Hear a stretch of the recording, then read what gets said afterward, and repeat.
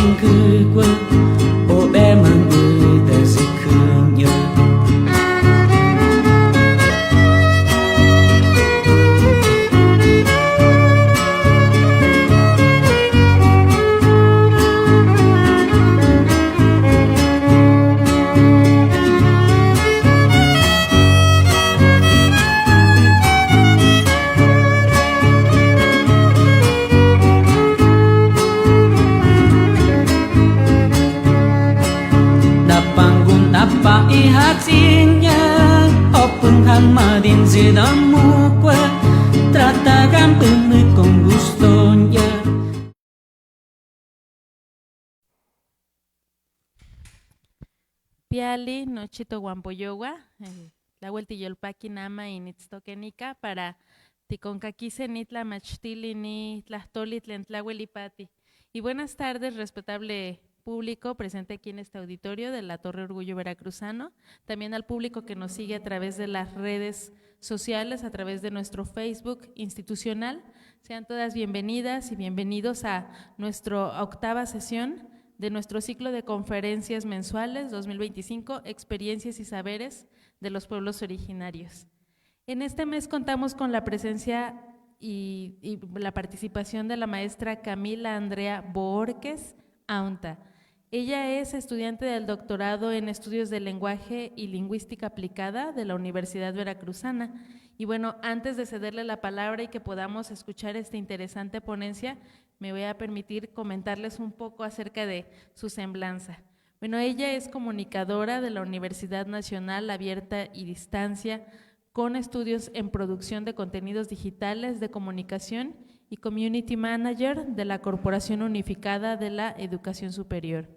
También es maestra en lingüística de la Universidad Pedagógica y Tecnológica de Colombia, como ya comentábamos, estudiante de este doctorado en estudios del lenguaje. Actualmente ella es investigadora junior y par evaluador del Ministerio de Ciencia y Tecnología e Innovación en Colombia. Ha sido directora de investigación de la Facultad de Ciencias Jurídicas y Sociales, docente investigador del Programa de Comunicación Social y líder del grupo de investigación Comunicación V, no de V de aquí, coordinadora del Semillero de Investigación Esfinge y editora de la revista científica Cubún de la Universidad de Boyacá en Colombia. Además, es muy interesante saber que ha sido docente catedrática de la especialización en pedagogía de la lengua castellana y literatura de la FESAT de la Universidad Pedagógica y Tecnológica de Colombia. Actualmente ella es miembro activo de la Red Iberoamericana de Terminología de la Universidad de Sao Paulo, Brasil, la Asociación Mexicana de Lingüística Aplicada, la Asociación Mexicana del Español como Lengua Extranjera y la Red Internacional de Estudios sobre Medios de Comunicación de la Universidad de Bonn, Alemania. Ha desarrollado diferentes proyectos de investigación y desarrollo, responsabilidad social e investigación y creación. Cuenta con variadas publicaciones de carácter científico con base en las temáticas de sociolingüística, semiolingüística, semiótica y análisis del discurso. Entonces, va a ser muy interesante poder escucharla hoy en este tema que nos estará presentando de factores lingüísticos y sociales en proceso de hibridación cultural.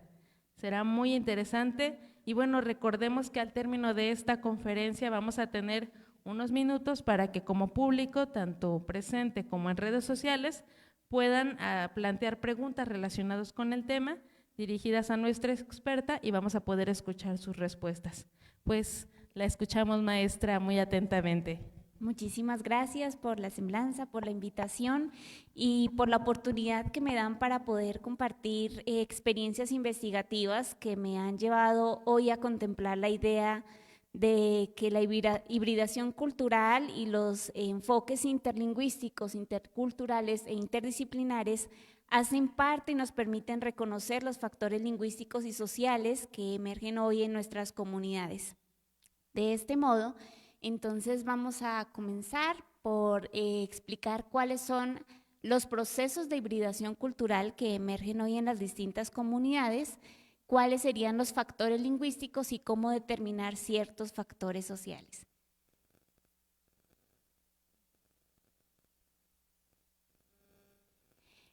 Para por último poder dialogar en algunos puntos de reflexión. Sé que estoy con un público conocedor, sé que estoy con personas que han hecho trabajo de campo, han hecho investigación lingüística y de algún modo muchas de las terminologías son de dominio y que podamos aplicar dentro de las diferentes comunidades.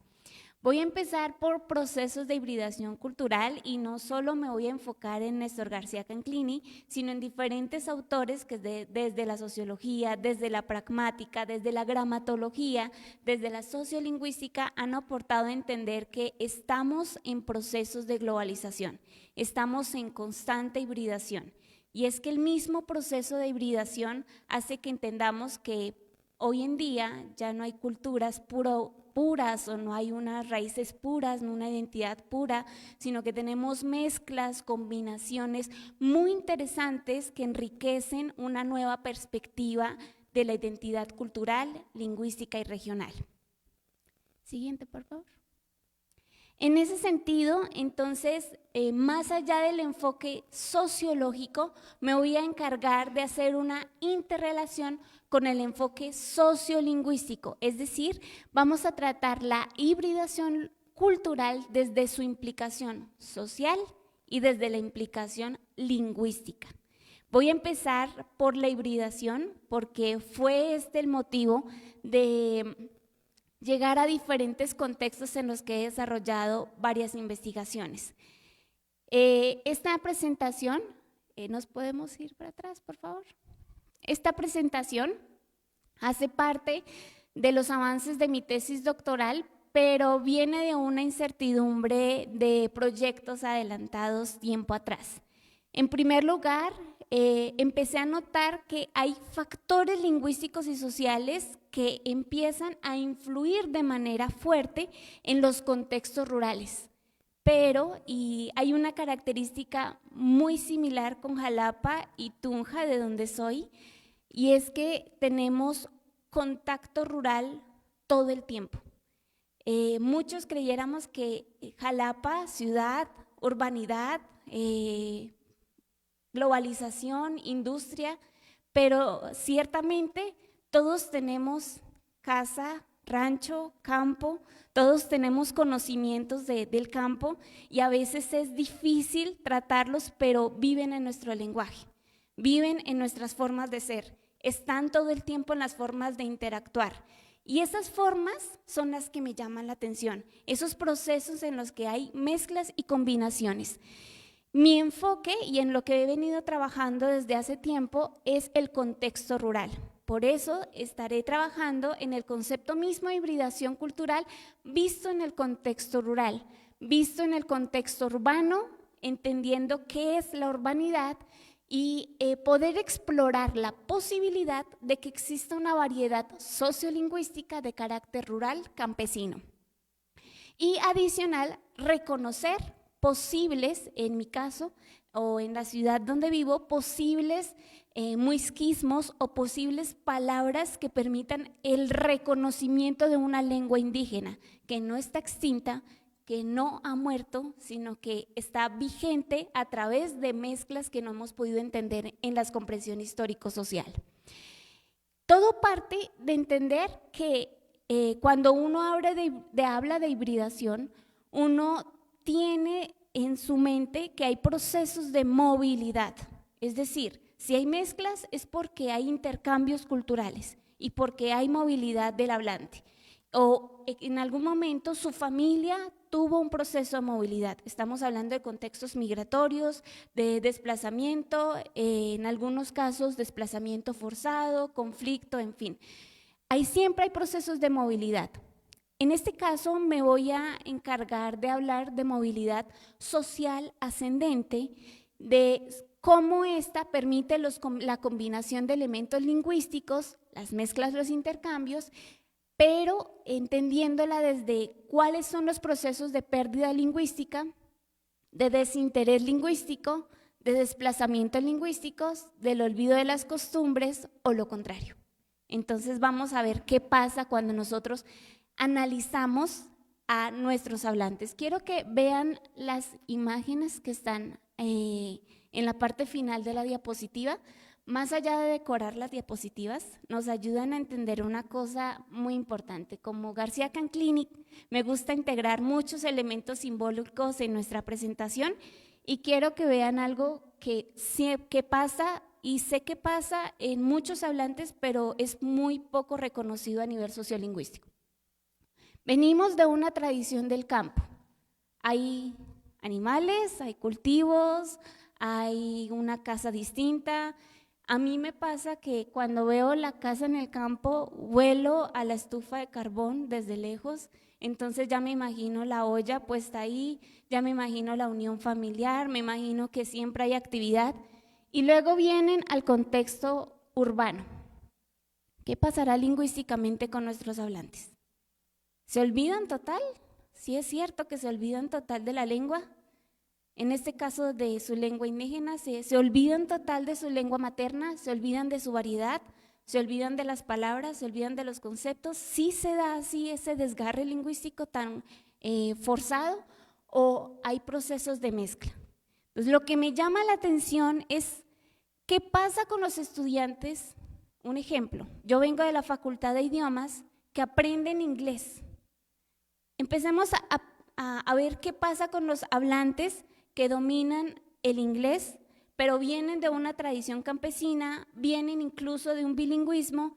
¿Qué pasa con con aquellos que aprenden inglés. Entonces empecé a notar en las aulas de la Universidad Veracruzana que los estudiantes que hablaban inglés perdían la entonación, perdían el ritmo, perdían elementos, características articulatorias, características fonéticas, fonológicas, léxicas, morfosintácticas de su forma de hablar, y cuando adquieren una segunda o tercera lengua, como el inglés, adquieren con ello formas prosódicas, segmentales, suprasegmentales, que se adhieren a una forma de aprender el lenguaje. Entonces me llama mucho la atención que cuando hablan inglés tienen una entonación, pero se devuelven al español, tienen otra, y se devuelven a su lengua indígena y tienen otra.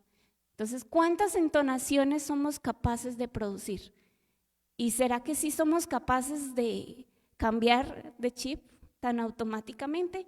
¿O hay procesos en los que se combinan o en los procesos en los que se interrelacionan? Entonces, esos elementos, la siguiente, por favor, son los que me llaman la atención. Bueno, para no desligarnos del proceso social, entonces, como les dije, todo parte de entender que hay un proceso de movilidad y que en este caso es social ascendente. Me voy a referir al concepto mismo de social ascendente. ¿Qué es movilidad? Es trasladarse de un lugar, trasladarse de un contexto a otro. ¿Por qué social ascendente? Porque nos han enseñado que salir del campo implica buscar oportunidades. ¿Por qué? Porque las oportunidades están afuera de las comunidades y no adentro. Es decir, toda la posibilidad de crecer personalmente está afuera. Y la oportunidad implica progreso, pero el progreso muchas veces es a costa de su propia cultura. Muchas veces es una salida sin retorno, porque el mismo concepto de comunidad se desbarata cuando el hablante decide irse y forma comunidad en otra parte. En muchos casos somos todos nosotros, me incluyo, que venimos de otra parte, formamos una comunidad, enlazamos temas en común, pero todos tenemos variedades distintas. Todos hablan diferente a mí, todos tienen distintas raíces lingüísticas, y aquí, en este recinto, aquí, solamente aquí, ¿cuánta hibridación cultural puede haber? Hay mucha. Volviendo al tema, ¿cuántos de nosotros hemos salido con la intención de volver? Entonces, el acercamiento a la modernidad, o en ese acercamiento a la modernidad, de alguna manera nos alejamos de lo propio. Siguiente, por favor. Ahora bien, hay algo que me lleva a comprender varios factores dentro del desarrollo de la investigación, y uno de ellos es entender las diferentes dinámicas sociales que se encuentran en cada movilidad social de los diferentes hablantes. ¿Qué quiero decir con esto? Cuando empiezo a hacer la investigación, me doy cuenta que una cosa es la movilidad social para los jóvenes, otra cosa es para los adultos y otra cosa es para los adultos mayores. Los adultos mayores hacían procesos de movilidad casi siempre con alguna influencia económica, es decir, iban a las plazas de mercado, la idea era vender sus productos, adquirir conocimientos, iban para educarse. Los adultos van a educarse, pocos vuelven, muchos hacen familia afuera. Y luego entienden los adultos, si moverse socialmente ascendente, o sea, buscar oportunidades afuera, implica progreso, ¿qué pasa con los adultos que retornan? Entonces ya no es progreso. Entonces ahí viene una cuestión interesante. Ahora, ¿qué pasa con las tradiciones culturales?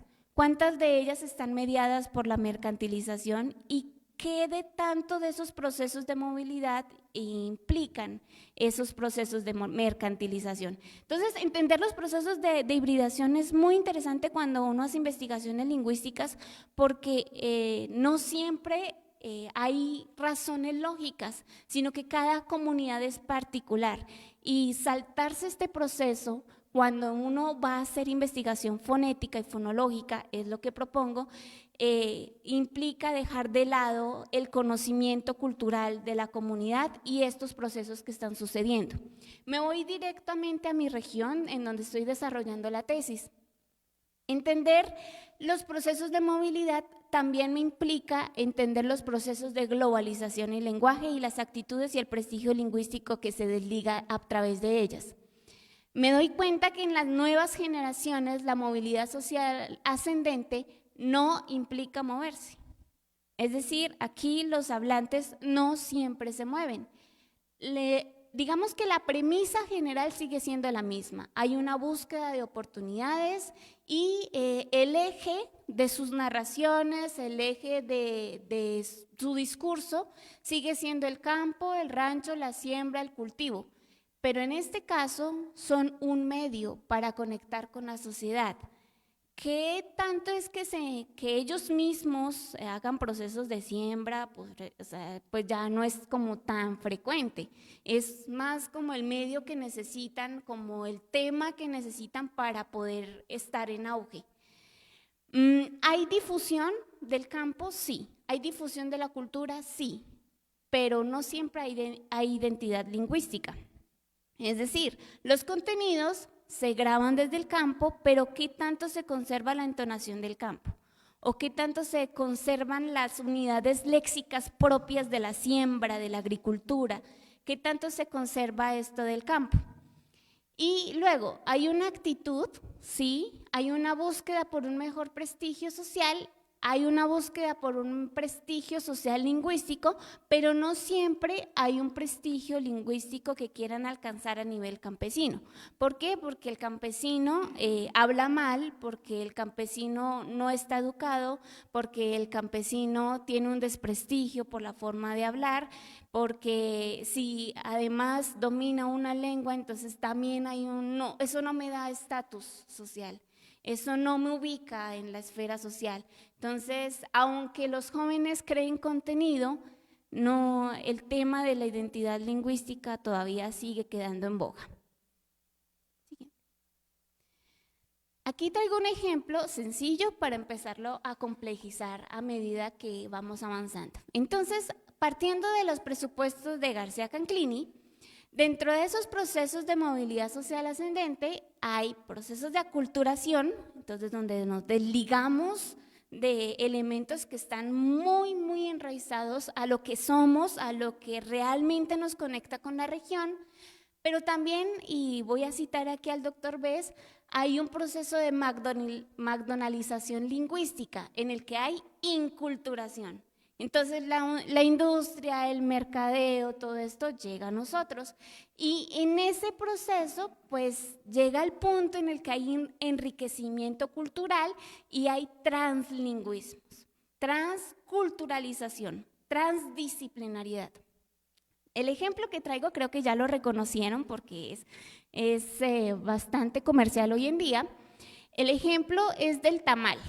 Entonces, el tamal es algo regional. Yo creo que ustedes saben más del tema que quien les habla, pero el tamal tiene una fuerte conexión cultural con nuestras creencias y nuestras costumbres, con nuestras tradiciones. Pensar en el tamal es pensar en una fecha específica, es pensar en unión, es pensar en familia. Pensar en el tamal implica un montón de acontecimientos. Hay algo, hay felicidad, hay unión, en fin. Pensar en el tamal implica, o sea, la sola unidad léxica tiene un montón de connotaciones y una cantidad de significación. O sea, el tamal es un potencial de significado, es un alimento simbólico muy fuerte en la comunidad.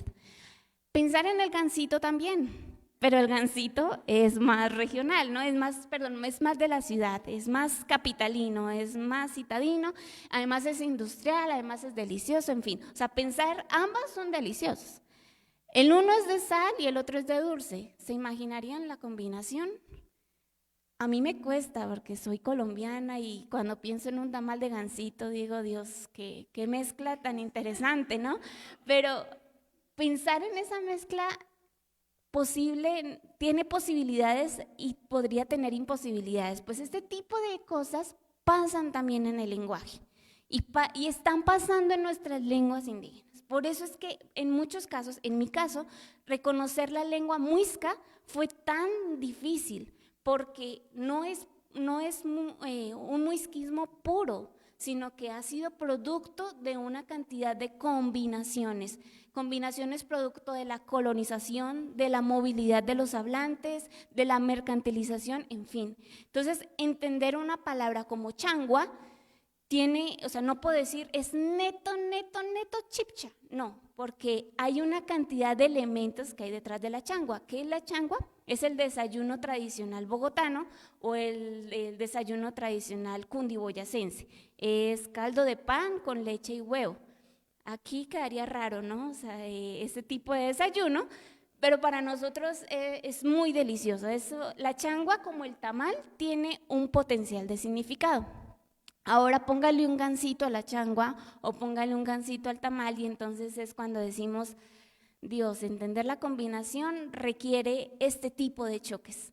Y como lo decía Canclini, entender esa diferencia es lo que nos motiva, porque decimos, no es que hay una pérdida total, no es que nuestra identidad se esté perdiendo, es que se están generando nuevos fenómenos y hay que empezarlos a estudiar, a categorizar, a clarificar, porque hacen parte de la misma evolución lingüística, como el tamal de gansito, que ya es promocional, ya incluso nuestras cocineras ya lo implementan en sus comidas más tradicionales. Entonces, el último vendría siendo ese proceso de transculturalización. Cuando ya pareciera que se olvidaron elementos, se retoman mediante una nueva creación cultural, que en este caso viene siendo sociolingüística. La siguiente, por favor. ¿Qué pasa cuando nos trasladamos en ese proceso de hibridación? No todo es bueno, o sea, hay cosas que debemos reconocer. Por ejemplo, que mucha de la formación profesional, o al menos pasa en mi región, implica prestigio lingüístico, y el prestigio lingüístico se mide en la capacidad que el hablante tiene para poderse acercar a la lengua estándar, entre comillas. Porque sabemos que hoy en día hasta todo tiene ciertas marcas entonativas que se pueden comprobar, pero en la región todavía el bogotano es el que habla mejor, pero el boyacense, el campesino, hay un tema muy triste de desprestigio, que es lo que motiva mi investigación. Hay una pérdida de la variedad, hay pérdida de la lengua, incluso porque ya no se usa. Entonces, si ya no se usa, se van perdiendo ciertos conocimientos, hay pérdida de raíces, hay pérdida de tradiciones culturales, costumbres, en fin. Siguiente diapositiva.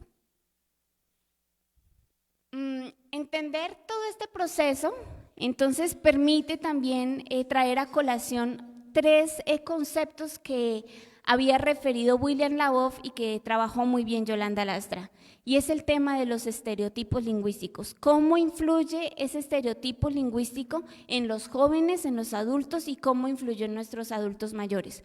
¿Cómo influyen las actitudes lingüísticas de las personas que son de la ciudad, las personas que llegaron a la ciudad pero se sienten con mayor estatus que las propias? Voy a referirme a Jalapa. Entonces hay personas que venían de rancho pero crecieron en Jalapa y entonces ahora tienen un mejor estatus, y cuando ven llegar a alguien de rancho entonces toman mayor estatus, hacen una cantidad de actitudes, y entonces esto implica también en el conocimiento, pero sobre todo en el uso. Y luego, cómo este prestigio lingüístico influye dentro de ese uso real y dentro del uso social compartido, el cual va perdiendo cada vez más fuerza. Siguiente. Cuando digo que se pierde el uso, es este tipo de relaciones.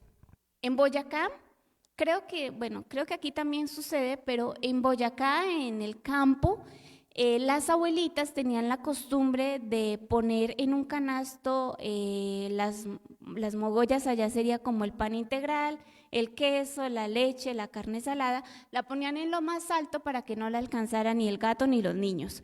Entonces, esa era la nevera del campo, era poner todo en una horqueta. llegan a la ciudad, a mí me pasó porque allá nosotros le decimos al refrigerador nevera. Para nosotros refrigerador es el que utilizan en las carnicerías, el más grandotote. Cuando me decían, lleva la leche al refrigerador, pues yo quedaba, ¿dónde está? No lo encuentro. Y ese mismo proceso pasa con las personas que vienen del campo. Hay muchos términos que no conocen porque no los usan. Ahora, piensen en el conflicto que tienen los primeros días. Yo sé que ustedes lo conocen, sé que no han vivido ese proceso de adaptación léxica a un nuevo contexto. Entonces, ese proceso de adaptación a nuevos significados y luego los choques que empiezan a existir. Si aprendo nuevos significados, ¿olvido los propios? ¿Qué pasa cuando retorno a mi pueblo? Ese tipo de cosas empiezan a influir. Siguiente, por favor. Y entonces aquí me permito cerrar este apartado de hibridación cultural con esta pregunta. Bueno, ¿qué sucede en los procesos de mezcla y combinación? ¿Qué pasa con nuestra identidad lingüística y cultural? Ciertamente el lenguaje conecta identidades que cambian en el tiempo. Es posible que estemos frente a un nuevo fenómeno de cambio lingüístico, en el que exista ruralidad sin campesinado, en el que la movilidad desemboque en nuevas oportunidades donde se ponga en tela de juicio incluso la profesionalización debido a las tendencias globales y los retos en la aplicación de las TIC a un nuevo campo competitivo. Siguiente. Voy a traer a colación un experimento, un inicio, llamémoslo así, de un proyecto de investigación y desarrollo que se está realizando en la Facultad de Idiomas, donde intentamos entender cómo se dan esos procesos de hibridación lingüística y esos procesos de hibridación cultural. Nos fuimos a la Facultad de Ciencias Químicas de la Universidad Veracruzana y seleccionamos 10 jóvenes que vinieran precisamente de un contexto campesino. Con base en diferentes diccionarios, mi amigo Victoriano nos ayudó bastante, con base en diferentes documentos tratamos de traer a colación los términos que más se usaran en un contexto urbano, pero también aquellos que tuvieran conexión con el campo y quisimos probar si se usaban, si los conocían, si sentían alguna apreciación por esos términos. Yo sé que ustedes son más ilustrados en el tema y en la columna pueden encontrar muchas palabras que son familiares. Sin embargo, tristemente, como vemos en la gráfica, para los jóvenes no fue así. Muchos de los términos no los conocían y los más frecuentes pues hacen parte del mercadeo, es decir, cosas que utilizamos en el mercado y por eso el término es tan familiar, cosas que tenemos en la mesa y por eso el término se sigue manteniendo. Cuando se les preguntó si identificaban la lengua o identificaban el idioma de donde provenían estas palabras, muchos apuntaron al náhuatl, otros mencionaron que eran dialectos del español, otros que no lo sabían, que nunca lo habían escuchado, otros de un español antiguo. Entonces, este tipo de primeros pilotajes ya nos invitan y ya nos arrojan ciertas invitaciones desde la pedagogía lingüística a entender y comprender cómo se están dando los usos lingüísticos en contextos reales de comunicación, es decir, con los jóvenes. Posterior de estos resultados, tuve una socialización con ellos, les pronuncié algunas de las palabras y pude comprender que a nivel escritural no las reconocen, pero si las escuchan, sí. Entonces, ¿en dónde están los retos para la formación? En la escritura, en el conocimiento. Este tipo de pruebas son fundamentales cuando uno quiere construir contenidos pedagógicos, contenidos comunicativos, porque es a partir de esas necesidades que empezamos a educar a la población y empezamos a rescatar estas palabras que son, perdón, eso indica que ya me estoy acercando al final, voy a empezar a correr un poco. Bueno, este tipo de pruebas nos ayudan a entender un poco más cómo se están dando los procesos de comunicación. La siguiente, por favor. El mismo proceso lo realizamos en Colombia, aquí utilizamos palabras del muisca, palabras del chibcha o palabras que se han combinado en los procesos de hibridación cultural. Muchos acertaron con algunos términos y gran parte identificaron que eran de la lengua muisca. Sin embargo, aparecieron términos que me llamaron mucho la atención, por ejemplo, que vienen del castellano, porque entienden que el primer español que llegó al centro este del país es de Castilla, y el hispanoamericano. Esto me llamó más la atención, o sea, ¿cómo están concibiendo el español mismo? Entonces, esos son los retos también que se nos imponen, y pues sabemos que son muchachos entre los 18 y 22 años, entonces ¿cómo está haciendo la formación en secundaria, primaria respecto de este tipo de terminología? Siguiente, por favor. Ahora quisimos hacer el experimento con algunas palabras que provienen del inglés, provienen del portugués, del italiano y que son, digamos, de uso diario en las redes sociales. Yo creo que ustedes mismos también reconocen que usan mucho más este tipo de terminología, este tipo de unidades léxicas, que incluso las que tienen mayor contenido y mayor interrelación cultural.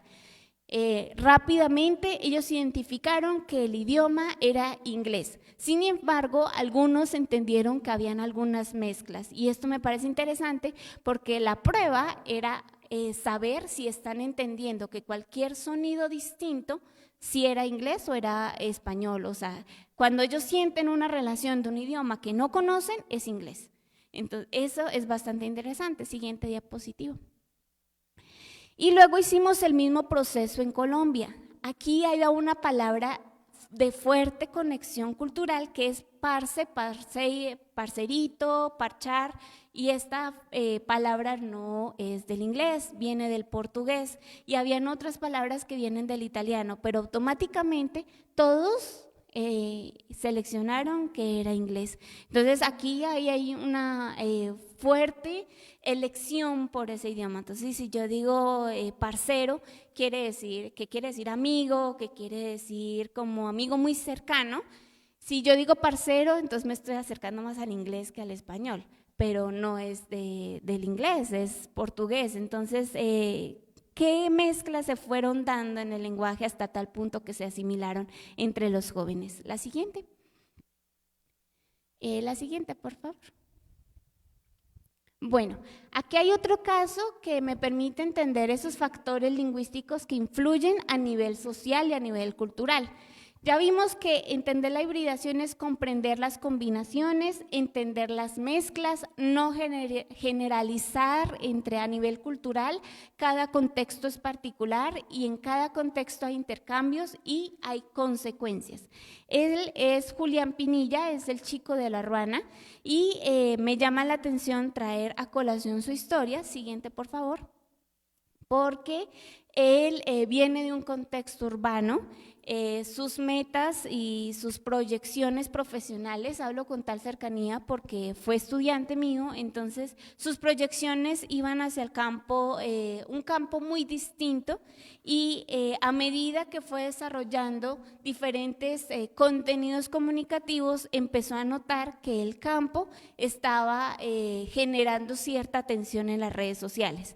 Poco a poco, nosotros decimos póngase la camiseta cuando hay que ser más regionales, más institucionales. Boyacá, La Ruana es como nuestra camiseta, es más regional, es más cultural. Él dice, me pongo La Ruana para sentir más mi tierra, para sentir más mi región, y por eso que adopta su nombre del chico de La Ruana. Ha tenido bastantes reconocimientos en las redes sociales y se hizo viral a través de un premio India Catalina.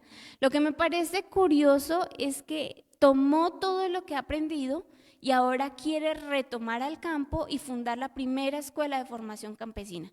Y esto me parece muy interesante en él, porque ¿cuántas escuelas de formación rural campesina existen?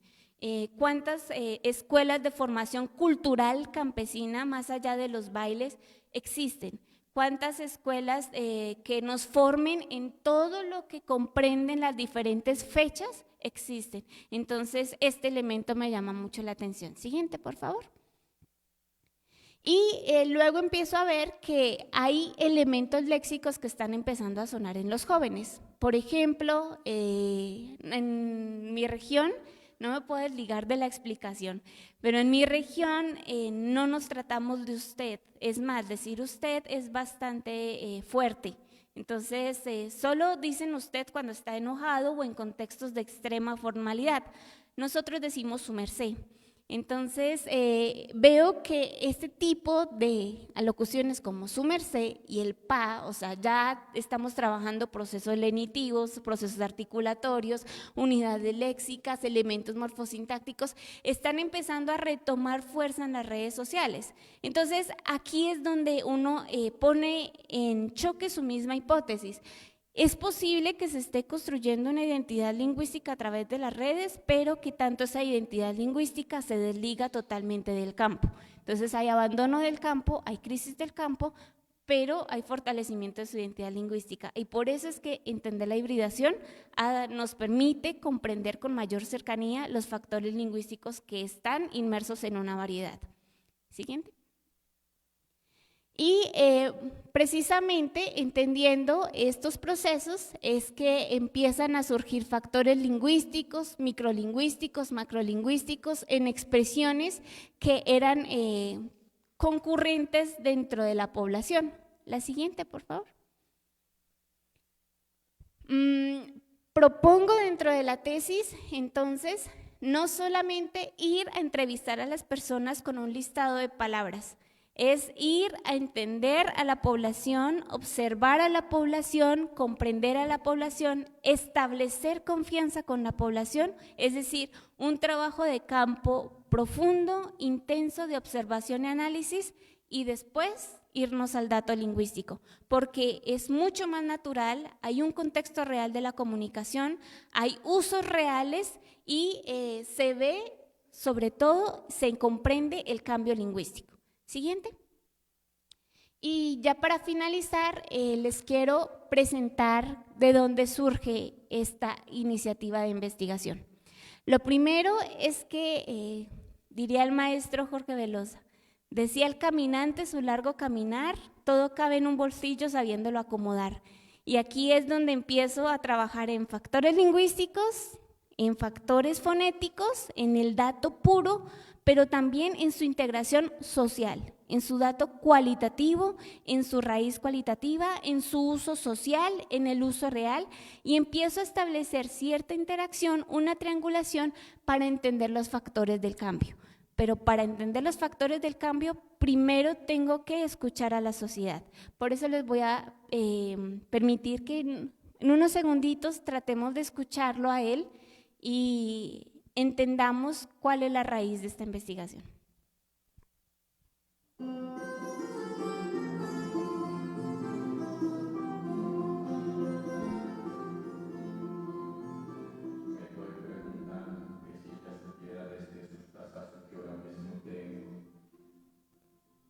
me lo creyera ni por un momento. Dicen que es muy fácil. Dicen que es muy fácil, pero siento miedo. Ya siento en las tripas con unos pucheros y en las piernas algo parecido a hielo. Dicen que es muy fácil, pero siento miedo. Si quieres, hasta ahí. Gracias. Era un fragmento para que entendiéramos todo lo que puede haber en la riqueza de una muy buena expresión. Entonces, cuando logramos la confianza efectiva con el hablante, logramos este tipo de palabras, este tipo de fenómenos articulatorios con plena claridad.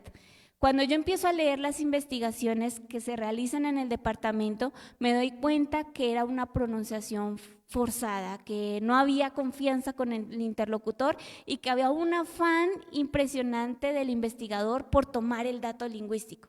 Entonces, hacían preguntas y no había como esa solvencia. Yo he tenido un enfoque comunicativo narrativo desde hace mucho tiempo y construyo un elemento, una metodología de carácter sociolingüístico que permite establecer desde un enfoque más cualitativo que cuantitativo una cercanía etnográfica con el hablante para poder entender este tipo de fenómenos. Cuando empiezo a escuchar esta riqueza lingüística en los relatos de las personas del campo, empiezo a observar que hay una red de comunicación y hay un mercado lingüístico vivo que tiene un eje que es el campo, la agricultura, la ganadería. Pero como esta casita que está ahí, cada vez que fallecen nuestros hablantes, fallece una oportunidad para reconocer estas formas lingüísticas.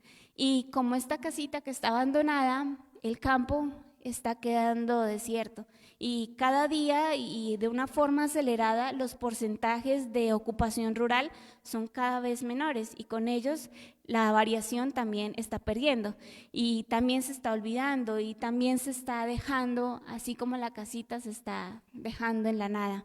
Entonces, todo este montón de tradición, toda esta riqueza que está, por ejemplo, en ese relato que es el pedimento es cuando el hombre iba a pedir la mano de la mujer, entonces toda esta riqueza cultural se pierde en el momento que dejamos de fijar una atención sobre nuestra variedad campesina. Por ello, lo primero que hice fue identificar el contexto, hacer varios pilotajes de este contexto, identificar que habían elementos lingüísticos que se comparten, que se están olvidando, que es posible que exista un cambio lingüístico o es posible que se esté hibridando, pero hay que entenderlo, que hay un abandono del campo, a que hay una identidad lingüística que juega un papel fundamental. Pero lo que más me llamó la atención es que las hablas rurales, en Colombia al menos, no han sido incluidas dentro de los estudios sociolingüísticos ni dialectales. Entonces hay un gran trabajo que hay por hacer, es una primera propuesta metodológica, sociolingüística investigativa, que intenta desde una mirada social poder entender cómo se están gestando este tipo de oportunidades. Para mí ha sido un placer que me escuchen en un momentico, se fue el tiempo muy rápido y pues quisiéramos aquí quedarnos hablando de muchos más temas y por eso les invito a realizar preguntas, comentarios, todo está bien recibido y la idea es construir conocimiento. Muchas gracias.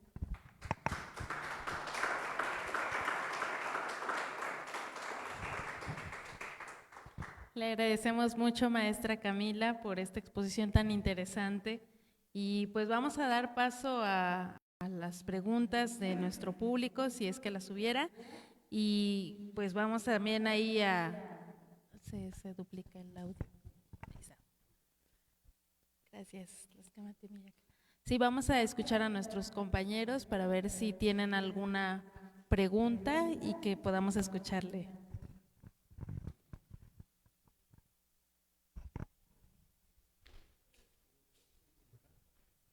Nada, gracias por venir a darnos esta conferencia.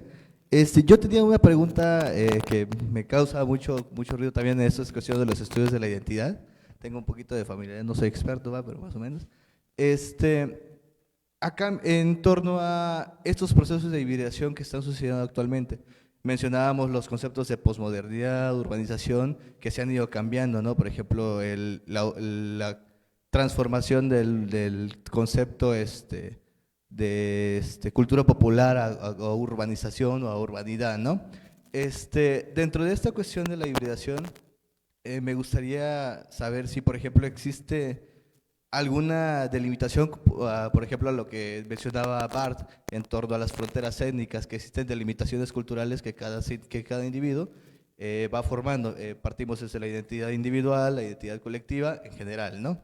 Y me gustaría saber si dentro de esta cuestión de la hibridación cultural, ¿existe esos límites entre cada colectividad, por así decirlo? Pero no dejando en cuenta que, aparte de que son una hibridación, decir, esto es mío nada más, sino que, no sé si más o menos me voy a entender, como esa forma de que se compartió algo, pero a la vez viene siendo mío nada más, porque es la práctica cultural que yo adopté y que yo estoy transformando, la mentalidad que estoy desarrollando con base en otro tipo de mentalidades, no más que nada. Por ejemplo, lo mencionaba lo que decía Jiménez en torno a la identidad individual, ¿no? Esto me parece muy importante porque todos nosotros hemos pasado procesos de transformaciones de nuestra identidad, ¿no? Desde el hecho, que lo comentamos, de venir de una comunidad rural a una comunidad urbana y tratar de adaptarnos y transformarnos, ¿no? Sin tener una identidad tal vez fija o tal vez no fija, pero sí un poco transfigurada, por así decirlo, pero sin caer también en la cuestión de esta cultura evanescente que se desvanece, ¿no? Que no solamente es como el humo que sigue flotando y no se ve fija, ¿no? Creo que es todo mi comentario. Ok, bueno, me parece muy interesante todo lo que trabajas, ¿no? Porque son bastantes conceptos que nos darían aquí para profundizar y de manera muy interesante. Por ejemplo, el de la identidad individual y la identidad colectiva. Me llama mucho la atención lo que preguntas acerca de la delimitación, porque si bien partamos de entender que hoy día más que en otras culturas, hace muy pocos años, para hacerlo más real, empezamos a tener mayor hibridación que años atrás. Entonces, hoy día no solamente son los límites geográficos, o sea, no solo es tener a Veracruz cerca con unas formas de habla tan particulares, no solo es tener a Puebla tan cerca, no solo es tener Tlaxcala tan cerca, no solo es tener Ciudad de México tan cerca, o incluso tener presencia del norte aquí, ¿no? O sea, no solo son límites geográficos, son límites sociales y lo que me parece interesante de esta investigación es entender que no hay fronteras, porque realmente tú no le puedes decir a un joven hoy día, no puedes hablar con nadie asiático. Cuando es la cultura asiática la que los está moviendo, ¿no? No puedes hablar con nadie francés, o no puedes hablar con un alemán. Este tipo de elementos que son tan fuertes socialmente y que tienen una cantidad de contexto histórico. No hay fronteras como tan específicas y es muy… yo diría que está uno en el filo de la navaja constantemente, porque delimitarlas es poner como un sesgo. O sea, si te digo, bueno, hasta aquí llegamos, es muy, muy, muy difícil. Pero sí podemos entender de dónde se están dando ciertos movimientos y ciertos cambios en el lenguaje. Por ejemplo, lo que hablaba un poco de los términos en inglés. Entonces ponemos 9 términos en inglés y 2 en portugués. ¿Alcanzan a notar qué tipo de lengua había ahí? Porque no era una pregunta ABC, sino era escríbela con la mano. O sea, tranquilo que no te vamos a juzgar, no te vamos a evaluar, lo que tú creas que es. Entonces, sí entienden, por ejemplo, que hay otro tipo de culturas en algo que usan tan frecuente y luego, ¿en qué momento se rompió la frontera? Aunque estamos muy cerquita a Brasil, hay fronteras, ¿no? Hay fronteras dialectológicas y hay fronteras lingüísticas y hay isoglosas muy marcadas. Y aunque hay un país diverso lingüísticamente, hay ciertas diferencias. Pero cuando hablamos de redes sociales, ¿qué tanto esas fronteras las podemos controlar? O sea, es muy difícil o las podemos medir. Es muy difícil. Ahora, hablando desde un lado sociohumanístico, algo menos rígido, sí nos permiten entender cómo funcionamos socialmente. Entonces, ¿qué tipo de mezclas colectivas se están dando? ¿Y qué tanto esas mezclas colectivas influyen sobre lo propio o lo que se considera entre comillas propio? Porque pues todo ha sido producto de combinaciones. Entonces, todo viene de entender el pasado. Por ejemplo, dentro de la investigación, algo que me llamó la atención es que ya les dije que los bogotanos tienen cierto prestigio lingüístico sobre todo el país. En algún caso, en una publicación de la Real Academia Española, se consideró el español bogotano como el mejor español del mundo. Entonces, hoy en día sabemos que no es cierto, pero este tipo de connotaciones los eleva lingüísticamente. Entonces, cuando ponemos un bogotano con un costeño, un bogotano con un paisa, un bogotano con un santandereano, un bogotano con un tunjano, todos son regiones que están rodeando, entonces existe este tipo de prestigio lingüístico. Yo creería que eso es de ahora o que eso es de mediados del siglo XX. Y cuando empiezo a hacer el tipo de investigación me doy cuenta que este prestigio ya establecía fronteras dialectales, una cosa. Dos, que este prestigio viene desde incluso de la llegada de los españoles y que este prestigio motivó incluso muchas guerras indígenas por territorio. Entonces, esas fronteras siempre han existido, pero también han existido las mezclas. Ahora nos hemos encargado, y me parece muy interesante tu reflexión, de buscar lo propio, lo que está aquí no está allá, la diferencia. Entonces aquí estamos como comunidad, pero no somos la misma comunidad de acá. Pero el reto que impongo es, ¿y qué pasaría si ahora empezamos a ver dónde se arma la intersección? Entonces no solamente los conjuntos por aparte, sino en dónde se haría la intersección a nivel lingüística. Entonces, ¿qué tanto esas isoglosas son rígidas y qué tanto serían movibles? Yo sé que esto nos daría para mucho más, pero pues espero haber interiorizado en algo. Vamos a comentar también aquí, a compartir los comentarios que nos hacen en redes.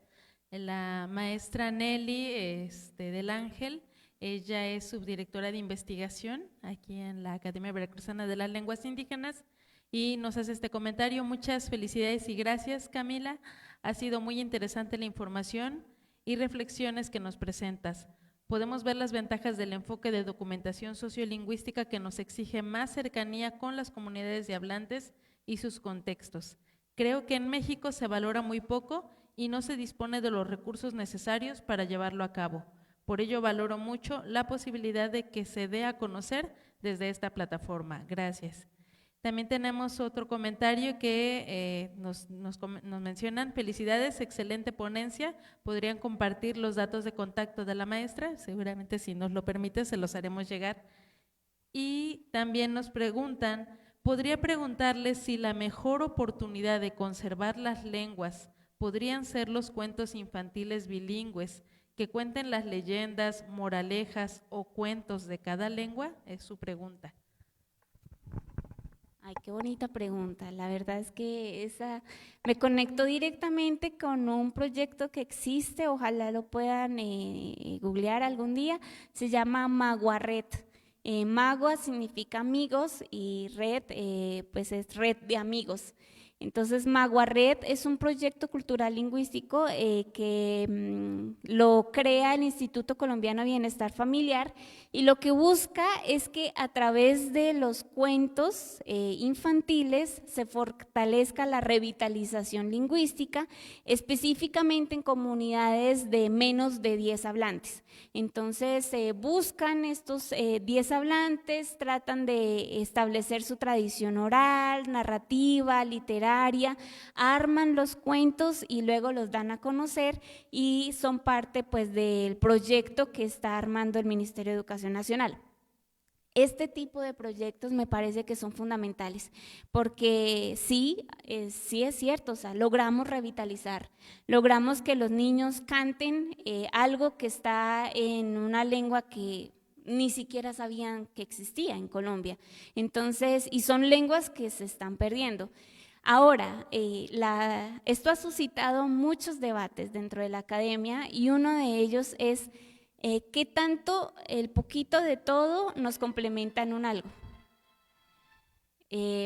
Por ejemplo, Maguaret tiene cuentos que están hechos en una lengua del norte, una lengua del sur, una lengua del occidente y una lengua del oriente. Entonces, los niños durante el año ven un poquito del norte, un poquito del sur, un poquito del oriente y un poquito del occidente. ¿Qué tanto un poquito de todo sí les aporta? ¿O qué tal si nos encargamos en un solo poquito y con ese poquito lo profundizamos? Entonces, ¿qué tal si este año solo trabajamos la lengua tal?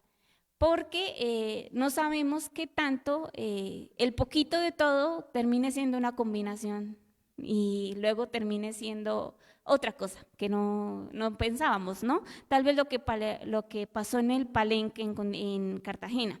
Entonces hay una lengua indígena que se mezcla con el español, que se mezcla con el inglés, con el que se mezcla con el francés, que se mezcla con diferentes, y luego surgió una lengua que nadie había documentado, del poquito de todo. Entonces hay que tener mucho cuidado con cómo se da el proceso de enseñanza, pero en efecto es una excelente estrategia. Muchísimas gracias. Y bueno, yo aprovechando también el uso del micrófono, también me gustaría igual hacer una pregunta. Creo que en estos procesos quizá de hibridación cultural y también como tal de hibridación en las lenguas, como que a veces es imposible pensar justamente en esta idea de bandos, como que para muchas personas tienen esta idea de que, bueno, si empiezan a mezclarse, entonces se pierde la pureza del náhuatl, o se pierde la pureza del español, ¿no? Porque las personas tienen de pronto estos imaginarios, ¿no? De que las sociedades son estáticas, de que las lenguas no cambian, ¿no? Son estáticas, están allí como un ente que no se mueve, ¿no? Y de pronto se deja de comprender que son entes vivos, ¿no? Las lenguas están vivas, las personas somos las que las estamos cambiando. Entonces, en este sentido, a mí me gustaría preguntar ¿cómo qué podríamos decirles, por ejemplo, a los hablantes de las lenguas indígenas cuando de pronto se presenta esta angustia, quizá cuando se empieza a dar estos translenguajeos, ¿no? Por ejemplo, ¿no? Y se busca a veces que no se pierda o se deforme, llegan a pensar, ¿no? La lengua, eso por un lado, pero también, ¿qué podríamos decirles ahora a los hablantes del español, ¿no? Para ayudar a esta población urbana, sobre todo a la gente de las ciudades, ¿no? A reconocer también el sustrato que tenemos, ¿no? Que tenemos dentro de la población urbana, por ejemplo aquí jalapeña, pues muchísimas cosas de un sustrato que se dice antiguamente totonaco, por ejemplo, ¿no? Y también un sustrato nahua en esta zona, claro, aparte de todas las aportaciones de muchos hablantes que han llegado a la zona, como ¿qué podríamos decirles o compartirles a estas dos poblaciones? De pronto digo dos, pero pues hay muchísimas más, ¿no? En estos procesos de hibridación. Ok, qué pregunta. Porque esto requiere conocer el contexto, en primer lugar, acercarnos a las comunidades y entender qué está pasando en cada una. Todos los procesos, todos nosotros somos totalmente diferentes. Entonces, lo primero es que no en todas se está dando la hibridación de la misma forma. Por ejemplo, como lo decía, parte de lo que he hallado dentro de la investigación es que se creyera que el habla urbana es pura también de alguna manera, pero y que lo rural no influye dentro del urbano, que también se creyera, ¿no? Que aquí cómo vamos a adoptar esa lengua, esa variante, esas formas de hablar. No, aquí se habla puro, aquí es lo que es, pero no. Uno ve que las ciudades tienen más hibridación que el mismo campo, pero ahora cómo se vive el proceso al contrario. Entonces, cómo están empezando a llegar y ya vemos que no implica que los hablantes se muevan. O sea, ya vemos que el solo hecho de tener un celular en la mano ya implica que están en contacto con diversas culturas, que están en contacto con diversos procesos. Ahora, aquí yo creo que más que una respuesta voy a dejar es una serie de preguntas. Por ejemplo, ¿qué tipo de interrelación transmediática están viviendo los hablantes? Es decir, ¿qué tipo de conexión, o más bien lo voy a cambiar, qué tipo de fortalecimiento de su lengua están haciendo sus hablantes o llevando sus hablantes? ¿Qué tipo de conocimientos gramaticales están recibiendo los hablantes de las diferentes comunidades? ¿Cómo se encuentran los procesos de educación y formación desde los procesos de adquisición hasta el uso socialmente compartido? ¿Cómo se dan estos procesos en las sociedades? Porque si desde los procesos de adquisición hay hibridación constante, es inevitable que en un uso socialmente compartido haya translenguaje o haya procesos de intercambios constantes o procesos translingüísticos. Entonces, es posible que si el niño crece mediado por la tecnología, pues tenga en su vocabulario este tipo de translingüismos, o sea, va a tener inglés, va a tener portugués, va a tener italiano, porque sin duda alguna todas las comunidades apuntan hacia una nivelación. Entonces, duele, claro, duele regionalmente al decir que vamos a hablar todos igual, pero de alguna manera aquí empezamos a ver la función, por ejemplo, de quienes tenemos a cargo la pedagogía, la enseñanza, la formación y la reflexión crítica dentro de lo que constituye ser comunidad. Entonces, creo que aquí, más que llevarles un mensaje, hay que empezar a trabajar comunitariamente, hay que trabajar con ellos, hay que empezar por ejemplo, a fortalecer pedagogías como las de Freire, hay que empezar a construir con ellos conocimiento, pero sobre todo aceptación, apropiación y fortalecimiento gramatical, sintáctico, en fin.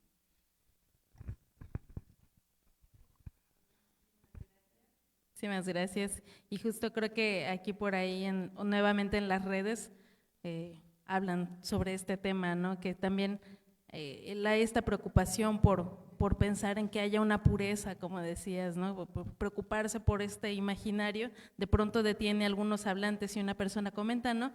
Pensar en ello me ha impedido como editora hacer más libros en lenguas, pero luego más adelante comenta que ya se quiere animar a escribir un poco más y hacer textos, aún utilizando estas formas de translenguajeo desde las lenguas originarias. Pues muchísimas gracias por esta interesante exposición y bueno, pues también gracias a nuestro público que se ha mantenido atentos en las redes y bueno, también a nuestro público presente hoy.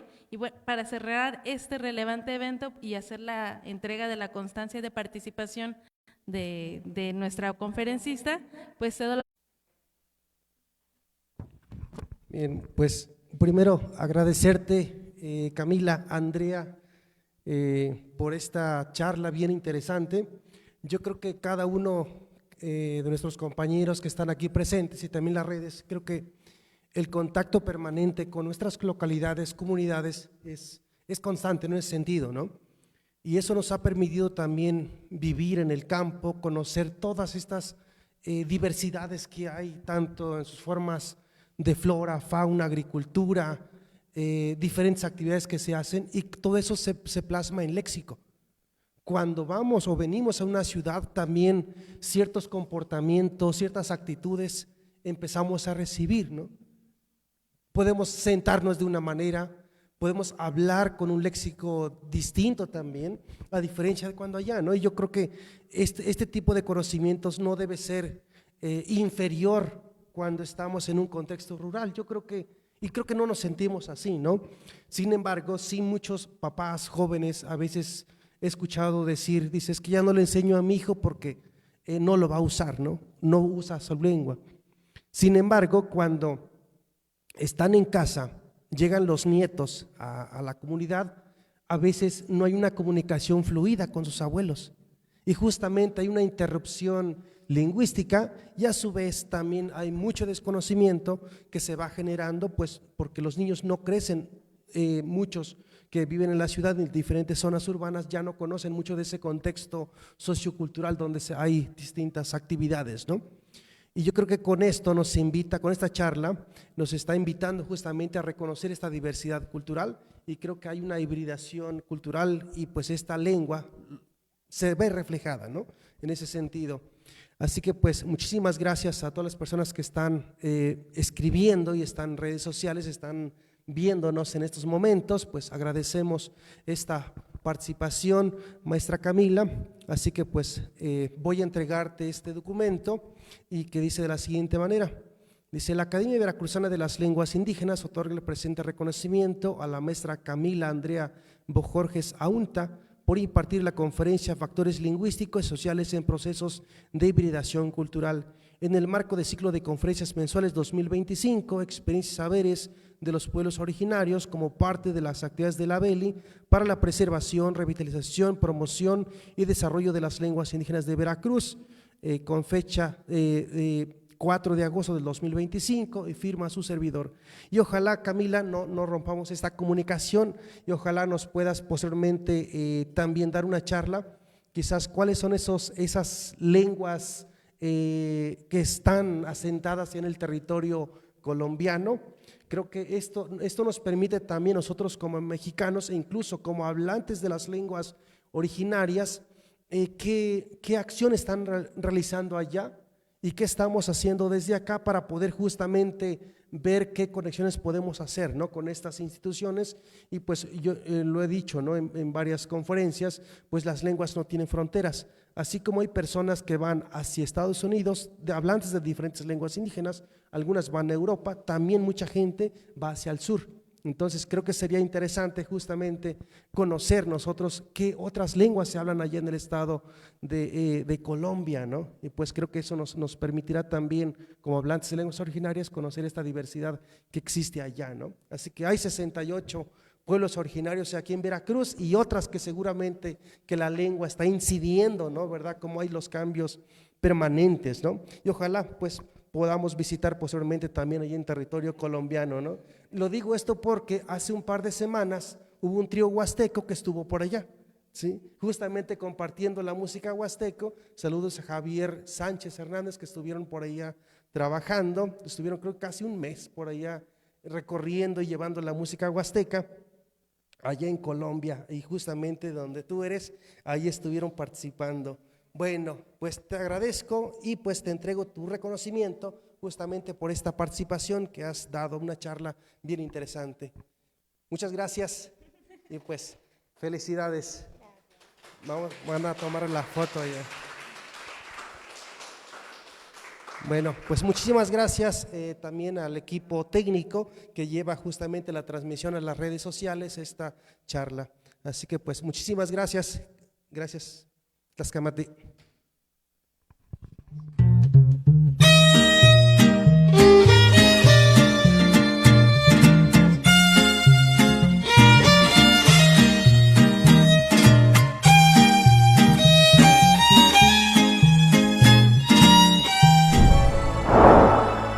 Por amor a Veracruz. Gobierno del Estado.